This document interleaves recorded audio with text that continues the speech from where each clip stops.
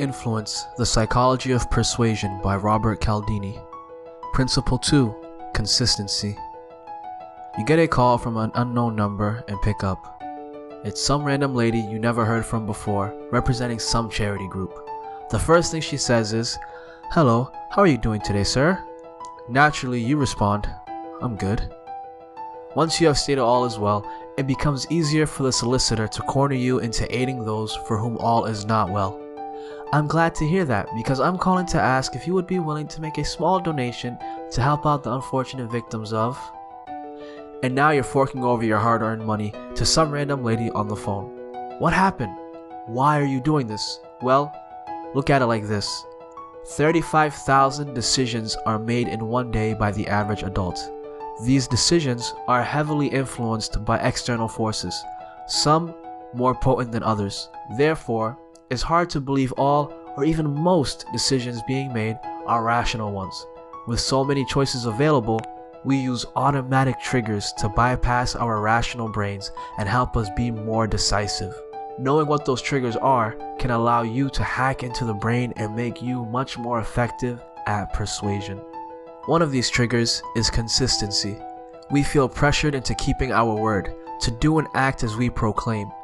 You made a small commitment by telling the lady on the phone you were doing good. Knowing you'd feel compelled to stay consistent, she then asks you to do good and donate some money. So remember, when persuading others, if you can get others to make smaller commitments, they are then more likely to comply to bigger ones later on. Psychologist Thomas Moriarty put this principle to the test on a New York City beach one day.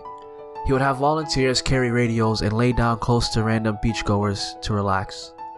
After a few minutes of listening to some songs, the volunteer would walk off, leaving their radio behind. A second volunteer would show up, snatch the radio, and run off as though they were stealing it. Only 4 out of 20 witnesses would put themselves at risk and confront the thief. Moriarty afterwards did the same experiment with another group of 20 beachgoers. This time, the first volunteer would ask the random witnesses to watch their stuff. Suddenly, 19 out of 20 witnesses became Crime Stoppers. And that's because as a society, we raise our children to keep their word, to not break promises. It's instilled in us as a fundamental part of human decency. No one wants to be seen as a liar or being fake. With that in mind, it's best to bait someone with a small, easy commitment.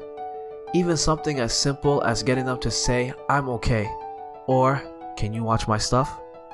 People in sales do this consistently. In the book, Cialdini calls it foot in the door sales. They sell you something small and inexpensive, or even let you sample it. Then they ask of your opinion. Of course, as a decent human being, you say, "I like it, it's great."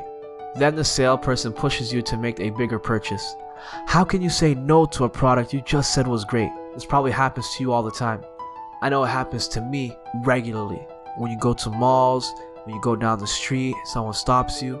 And now, armed with this knowledge, it's going to be a lot harder to persuade me into buying some bullshit product.